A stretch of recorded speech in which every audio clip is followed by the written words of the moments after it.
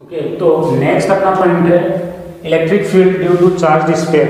अब next point अपना है electric field due to charge sphere की चार्ज स्पेयर की वजह से इलेक्ट्रिक फील्ड कितना होता है, वो कितना प्रोड्यूस होता है, वो हमें फाइंड करना है। तो हम एक स्पेयर कंसीडर कर लेते हैं। ये आपके पास एक स्पेयर है, चार्ज स्पेयर, जिसकी रेडियस है कैपिटल आर, ये ओरिजिन से radius capital R, charge sphere. एक चीज ध्यान रखना है, कंडक्टिंग स्पेयर है। कंडक्टिंग स्पेयर और नॉन कंडक्टिंग स्पेयर होते हैं। कंडक्टिंग स्पेयर का मीन है कि जितना भी चार्ज है वो इसके सरफेस पे है, होलो है पूरा अंदर से।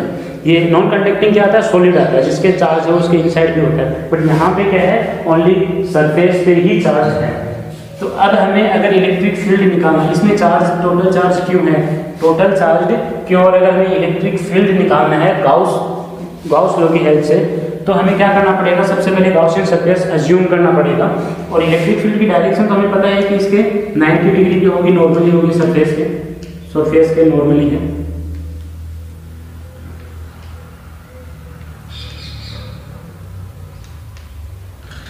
ये सरफेस पे नॉर्मली इलेक्ट्रिक फील्ड है इसमें। ओके, अब हम सबसे पहले गाउसियन सरफेस अज्यूम करेंगे। हमने गाउसियन सरफेस अज्यूम किया, गाउसियन सरफेस अज्यूम किया, और गाउसियन सरफेस की रेडियस है वो हमने मान ली है कि वो सेंटर से, सेंटर अभी यही रहेगा, तो इस सेंटर से गाउसियन सरफेस की जो रेडियस है स्मॉल आर, कितनी है, स्मॉल आर। और हमें क्या करना है, हमें फाइंड करना है इलेक्ट्रिक फील्ड आउटसाइड में। तो इसमें 3 एप्लीकेशन बनेगी, 3 पॉइंट है इसके। पहला जो स्पेयर है, कंडक्टिंग स्पेयर है, इसमें इलेक्ट्रिक फील्ड फाइंड करना है with help of Gauss law outside में, यानी स्पेयर के आउटसाइड में। सेकंड है स्पेयर पे इलेक्ट्रिक फील्ड फाइंड करना है ऑन द सरफेस, और थर्ड है इनसाइड में। तो हम फर्स्ट वाला लेके चलते हैं और वो है आउटसाइड।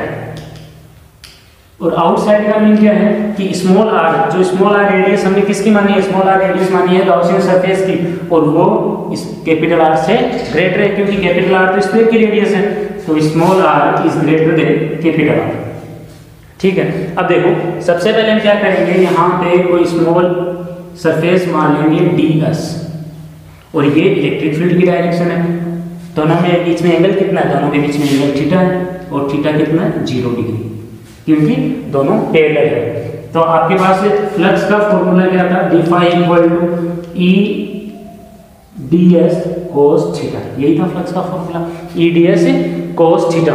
तो वैल्यू पुट कर देते हैं थीटा की, तो d इक्वल टू आ जाएगा E ds, और cos 0 की वैल्यू कितनी होती है, 1, तो वो हट गई। अब टोटल फ्लक्स निकालने के लिए फाई इंटीग्रेशन कर देंगे E ds। आपने इंटीग्रेशन किया, इसका इंटीग्रेशन तो हो गया 5, E कांस्टेंट, और ds s क्या माना था आपने, सॉरी यहाँ पे नहीं है, हमने गाउसियन सरफेस पे अज्यूम करना है।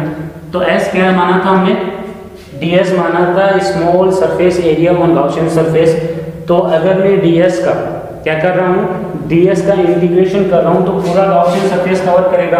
और गाउसियन सरफेस कैसे है, पूरा स्फेरिकल सरफेस है, जैसा स्फेयर है वैसे ही गाउसियन सरफेस क्या है, स्फेरिकल सरफेस। तो गाउसियन सरफेस यानी ds का मैं इंटीग्रेशन करूंगा, तो इंटीग्रेशन होगा स्फेयर का 4πr², 4πr²। अगर सर्किल होता तो आ जाता πr², स्फेयर है तो आ गया 4πr²। अब एक चीज हम जानते हैं, गाउस लॉ से जानते हैं, we know that Gauss law क्या था हमारे पास, गाउस लॉ था phi equal to q upon epsilon naught. Gauss law था phi equal to q upon epsilon naught. और यहाँ पे आपके पास आ रहा है phi equal to E 4πr²। तो दोनों ही फाई है, तो दोनों को हम इक्वल पुट कर देंगे, और दोनों को हम इक्वल पुट करेंगे तो आएगा चार्ज अपॉन एप्सिलॉन नॉट। और ये चार्ज कौन सा है, जो उस स्पेयर पे टोटल चार्ज प्रेजेंट है। तो charge upon epsilon not equal to E 4πr²। आपको क्या वैल्यू निकालनी है, आपको E की वैल्यू निकालनी है, तो E इक्वल टू आ जाएगा Q upon 4πr² into r²। अब यहाँ देखो 1 अपॉन 4πr² को हम क्या लिख सकते हैं, K लिख सकते हैं। तो E इक्वल टू आ जाएगा KQ अपॉन r²। ये आपका इलेक्ट्रिक फील्ड आ चुका है, इलेक्ट्रिक फील्ड इंटेंसिटी आ चुका है किसी भी स्फीयर के आउटसाइड में, और कितने डिस्टेंस पे, सेंटर से स्मॉल r डिस्टेंस पे। और अगर हम रिलेशन देखना चाहें किसके रेस्पेक्ट में, कैपिटल R और स्मॉल r के रेस्पेक्ट में, इलेक्ट्रिक फील्ड में अगर रिलेशन देखना चाहें तो हम क्या कर सकते हैं, हमें एक पॉइंट हमने यूज में लिया था, सरफेस चार्ज डेंसिटी, बस उसी का यूज करना है। सरफेस चार्ज डेंसिटी, और सरफेस चार्ज डेंसिटी क्या होती है, सिग्मा। तो सिग्मा क्या है, चार्ज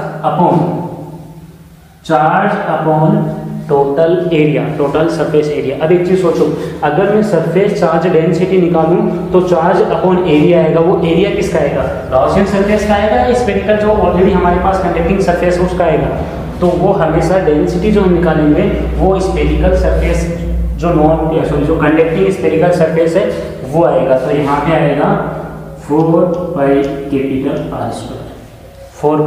कैपिटल R स्क्वायर। तो यहाँ से चार्ज की वैल्यू निकालेंगे, यानी चार्ज इक्वल टू आ जाएगा सिग्मा 4 कैपिटल R स्क्वायर। ये चार्ज की आपको जो वैल्यू है वो यहाँ इस चार्ज में पुट कर देंगे, तो आपका जो इलेक्ट्रिक फील्ड है वो आ जाएगा, के की वैल्यू में पुट कर देता हूँ 1/4 एप्सिलॉन नॉट, और चार्ज की जगह आ जाएगा sigma 4 R square upon small r square. अब देखो 4 से 4 कैंसिल आउट, तो यहाँ पे हमारे पास बचा है electric field E equal to sigma R square upon epsilon not into small r square. अब एक चीज देखो कि हमने जो यहाँ पे वैल्यू निकाली है इलेक्ट्रिक फील्ड की, और वो निकली है आउटसाइड में, इसके आउटसाइड में। तो इसमें देखो सिग्मा क्या है, सरफेस चार्ज डेंसिटी जो कांस्टेंट है, एप्सिलॉन नॉट क्या है, ये भी कांस्टेंट है, परमिटिविटी है स्पेस की।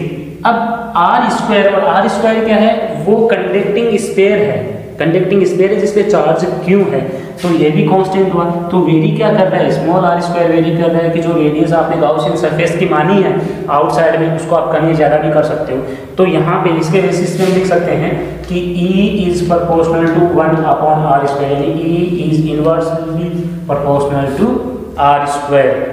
तो यहाँ पे ये कंडीशन बनी, और अगर मैं इन दोनों के बीच में ग्राफ बनाना चाहूँ तो इन दोनों के बीच में ग्राफ बनेगा ये, ऐसा ग्राफ इसके अंदर बनेगा। अब देखो ये हमारा जो पॉइंट निकला है वो आउटसाइड में निकला है, ये जो आपका इलेक्ट्रिक फील्ड इंटेंसिटी आपने फाइंड किया है वो है आउटसाइड में। अगर हमें सरफेस पे निकालना होता electric field intensity on the surface, तो सोचो एक बार सरफेस पे निकालना होता तो क्या होता, अगर सरफेस पे निकालना होता तो कुछ नहीं होता, हमने जो गॉसियन सरफेस अज्यूम किया है उसको थोड़ा छोटा अज्यूम कर लेते। कितना अज्यूम करते, on the surface Gaussian surface हम अज्यूम करते, ये स्मॉल r क्या है, रेडियस है गॉसियन सरफेस की, और उसको हम अज्यूम करते उतना ही जितना स्फीयर की रेडियस है। कितना अज्यूम करते, उतना ही अज्यूम करते जितना स्फीयर की रेडियस है, और आपके पास बस कैपिटल R की जगह स्मॉल r वैल्यू पुट करो, आपके पास आंसर आ जाएगा। तो यहाँ पे वैल्यू पुट कर दो, यानी दोबारा डेरिवेशन करने की आपको रिक्वायर्ड ही नहीं है। आपको क्या करना है, कैपिटल R है वो स्मॉल r के इक्वल है, यानी स्मॉल r की जगह कैपिटल R की वैल्यू पुट कर दो, तो E आ जाएगा KQ upon capital R square. समझ रहे हो। अब ये जो आपके पास इलेक्ट्रिक फील्ड आया है ये मैक्सिमम है, और ये मैक्सिमम क्यों है मैं आपको कंडीशन बताता हूँ। देखो ये इलेक्ट्रिक फील्ड मैक्सिमम है सरफेस पे, क्योंकि ये R पे डिपेंड ही नहीं करता, इंडिपेंडेंट R पे।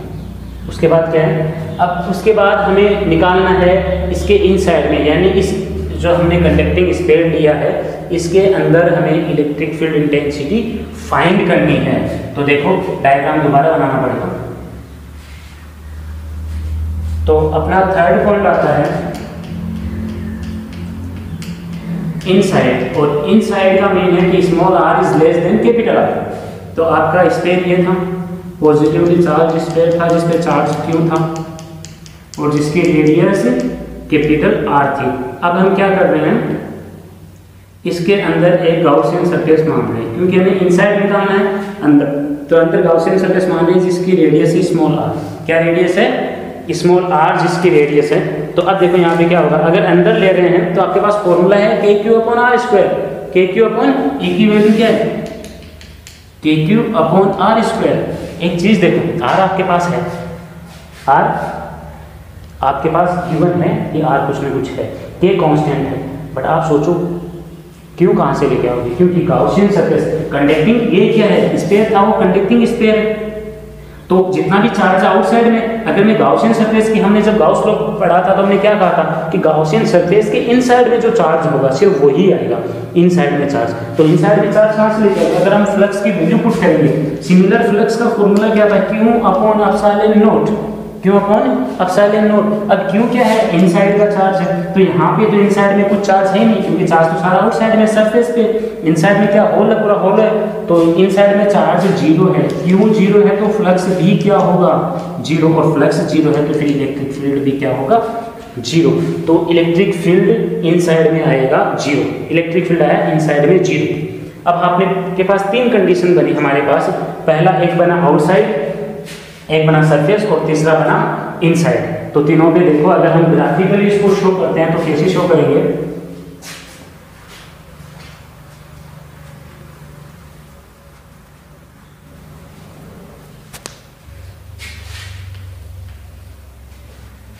ये इलेक्ट्रिक फील्ड को रिप्रेजेंट करता है, ये आर को यानी डिस्टेंस या रेडियस को रिप्रेजेंट करता है। अब एक चीज देखो, ये मैं आर को लिख देता हूँ, ये एक पॉइंट है जहाँ कैपिटल आर रेडियस है, समझो आप इसको, ये कैपिटल आर है। अगर मैं इससे ओरिजिन के बीच में जाऊँगा इस साइड में, तो क्या है, इस साइड में है वो capital R is greater than small are,